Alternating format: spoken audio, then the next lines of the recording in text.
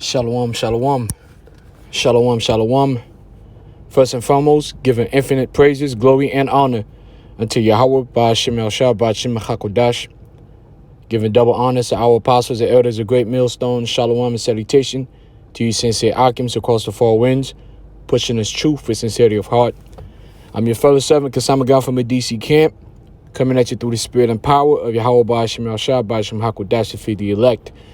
In this quick lesson, it's going to be a quick exhortation to the men of the Lord in his journey, in his fight, going through the ups and downs, going through the adversity, having been given this opportunity, this great opportunity to serve Yahweh Ba'ashem El Shah, to fight for his name's sake, which I spoke about in my video as far as honor, which is the number one reason why we fight, the honor, which goes to the name of our Father, Yahweh Ba'ashem El Shah. And then the number two reason is what I'm about to get into, which is family.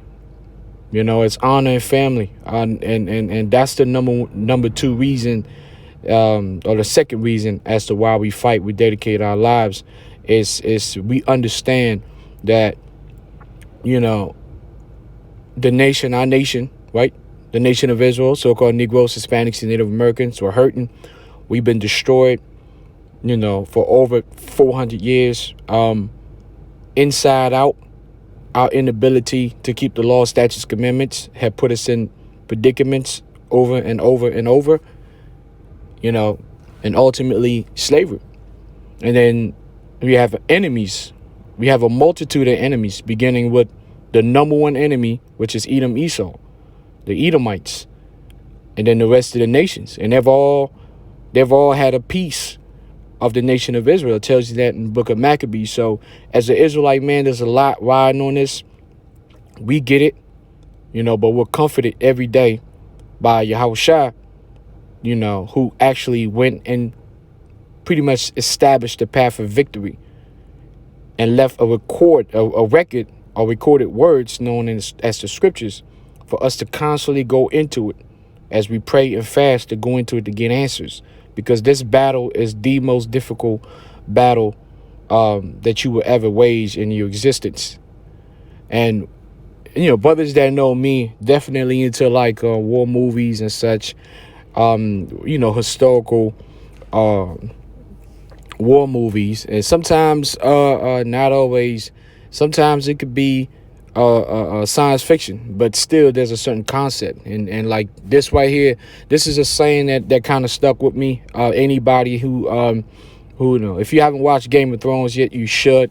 Like I said, it's not about a bunch of dragons flying around. It's really about the courts. When I say the courts, what happens in the courts, the politics, the wars that need to be waged, honor, dedication, what you fighting for, who you fighting for, all these different things. It's not about a bunch of dragons. And one of the sayings that kind of caught me from, of course, the writer of the book, George R.R. Martin. My favorite character, and I'm sure he's a lot of people's favorite character, Jon Snow. And one of the things he said as they were fighting that the battle of that long night, and people that know what I'm talking about. One of the best episodes, ever that I've ever seen. Just nonstop fighting, and you will see how they wanted to rest. It was times where they just wanted to rest. It was times when they just wanted to give up, but the Night Walkers just kept coming. They kept coming. And it's, the zombies, they just kept coming. They just kept coming. And he made this statement that really stuck with me. And it says, "We will fight a battle and then we will rest. Alive or dead, we'll rest." And I was like, and that's something I've been saying to myself as well. Because sometimes, things get so frustrated out here, man. From the moves that you make, you want to make righteous moves to the best of your ability, then you end up effing up. And then how you feel about it, you feel unworthy to fight sometimes, because of humility and meekness, And it's that roller coaster of emotion that the Israelite man in this truth, the prophets, the hopeful elect, beginning, with the 144,000, that's what we go through. And that's why we get into situations by ourselves. We get in situations with fellow warriors. You know, it's all a part of this fight, man. Okay, it's all a part of this fight. Of course, everybody that know Jon Snow, the battle, like I said, the battle that he waged, it was a long night. I believe it was like almost 2 days worth of fighting nonstop. But if you give up, you die. You give up, you lose everything, because they was fighting for family. They were fighting for more than just themselves. And that's something that we always got to remind ourselves. We fight for Yahweh Bashim Yahshua first, for his namesake. And then we fight for our families. We come third in that line. So once you understand that, you have to put things in spiritual perspective. Fight the good fight. There's many fights out there, but fight the good fight. Focus. It's very important, man. Because sometimes, man, when you start dealing with the stuff we deal with, Jake just out here just making, reckless moves, getting lost in the sauce pretty much, man. But sometimes you ain't always going to have the answers right then and there. That's where you got to humble down and fall back, self-examine, go into the scriptures, pray, fast, wait, because you ain't always going to get the answers right there. Patience is also very important, but never stop. You got to keep fighting, because at the end of the day, the most important thing you have to do is to continue to fight. Continue to be out there in the highways and the edges, pushing his word. Continue to put the videos of edification, right? And continue to try to do right by your brother to the best of your ability. Because we all go off. We all fall short. But we keep fighting. We get back up and we do it again and again and again and again. Okay? That's why we have Yahweh Shai.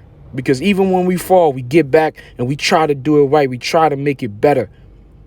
We don't just fall into mischief and things just spiral completely out of control. We try to make it right, man. That's also part of the fight. Constantly trying to make it right. And then we'll rest. It's going to be over. We're going to rest when this thing is over. This is Psalms 144, verse 11. It says, "Rid me and deliver me from the hand of strange children, whose mouth speaketh vanity, and their right hand is a right hand of falsehood." Because we're surrounded by enemies. We're surrounded by spiritual enemies. We're surrounded by physical enemies. The nation of Israel right now, we're surrounded by UN troops, the Northern Command, all these different armies, and they're ready to pounce on us like they did in the past, back in 70 AD. They're ready to do that. But the thing is that it hasn't happened because of the election, because of the 144. Why? Because the 144s are still waging a very deep spiritual warfare within themselves. And the Most High is not going to let us go into a battle if we ain't fully ready to the extent that we should be. That's the reason why you like, man, all hell hasn't broken loose.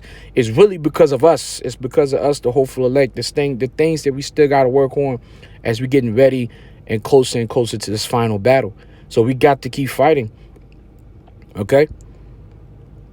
Verse 12, "That our sons may be as plants grown up in their youth, that our daughters may be as cornerstones polished after the similitude of a palace, that our garners may be full, affording all manner of store, that our sheep may bring forth thousands and 10,000s in our streets, that our oxen may be strong to labor, that there be no breaking in, nor going out, that there be no complaining in our streets. Happy is that people that is in such a case. Yea, happy is that people whose Yahweh Shem Shai is the Lord." And we're not in that case. But that's what we're fighting for. We fighting to be in that case. We fight so that Yahweh Shem Shai will fight for us. Because ultimately, Yahweh Shem Shai is going to fight for us. He's going to stand in front of us and fight. But we have to show that we believe. And how do you show that you believe? Not only by words, but by actions. We do our part. He's going to do his part. That's the promise. That's the contract.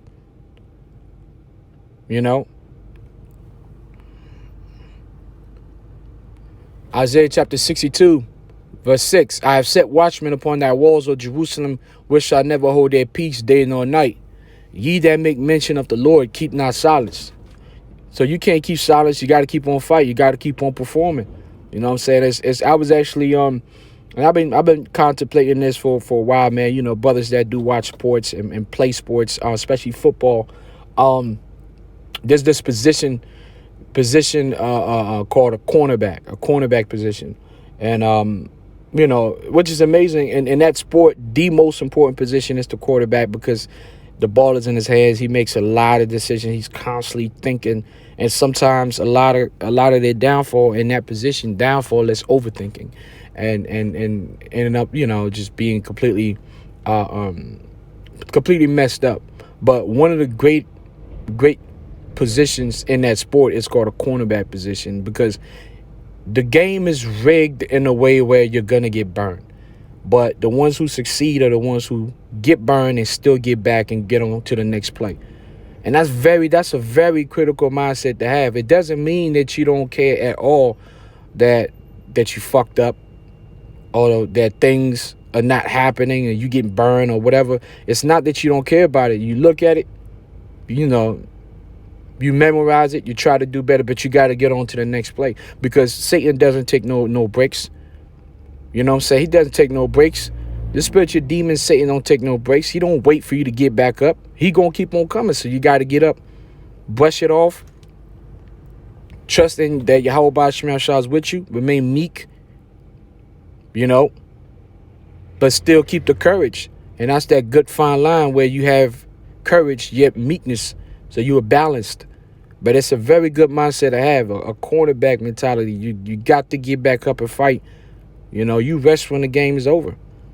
You rest when the fight is over. And that's the main point of this of the lesson, this exhortation. And for the brothers that get it, get it. For the brothers that need it, it'll help. I know I always speak to myself as I speak to others, so we always all get, you know, edified. Because I don't get it. I don't like engaging into conversations that I'm not going through, that I really have no idea about. You know, because all through the spirit, it has to be genuine. It has to be real. You know, Isaiah 62:7, and give him no rest till he establish, until he make Jerusalem the praise on the earth. So we're not gonna give him no rest. You know, I remember a couple of days ago, I was kind of, you know, down and out, and you started getting to the space of unworthiness and woe is me, and you know, and it's like, nah, the war don't stop. You gotta keep going. You actually really lose when you stop. You know what I'm saying? When you stop, that's when you lose. But when you keep on going, a righteous man shall fall 7 times. But you got to get back up. You know what I'm saying? You got to get back up, man.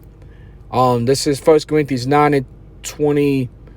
1 Corinthians 9 and 26. I'm going to start at 25. And every man that striveth for the mastery is temperate in all things. Now they do it to obtain a corruptible crown, but we an uncorruptible. Yeah, because you have, on the other side, you have false prophets, which if you're going to have true prophets, you're also going to have false prophets. That's balance. The fight that they wage is a whole totally different fight. It's a fight that's based on carnal lust. It's not a fight for the honor of Yahweh Shema Shah. They don't fight for family. They don't fight for nothing that matters. They fight for vanity, carnal lust. But us, hopeful elect, we know what we're fighting. You know, so therefore we understand we can't stop. It's not enough for you to fight for yourself. You won't have it. You won't have what it takes to finish this race if you're only fighting for yourself. You know, it says, verse 26, I therefore so run, not as, and certainly so fight I, not as one that beateth the air. Right? Somebody who just run his mouth. Whatever you say, you got to have the actions. We show faith with our works. We don't just show faith by saying we have faith. All right. Verse 27, but I keep under my body and bring it into subjection, lest that by any means, when I have preached to others, I myself should be a castaway. And that's the great fear. You know, you preach all of this and then you yourself, you're a castaway. So when you work, you know, when you fighting this good fight of faith and you help work, you help brothers, and you help the elect also understand that we all are helping each other. We all need each other. We all got to work on it. We all got to work on each other, you know, and always pray that Yahweh Shai is with us, working with us, you know, in this fight, man. Because you can't do it by yourself. You just can't. All right.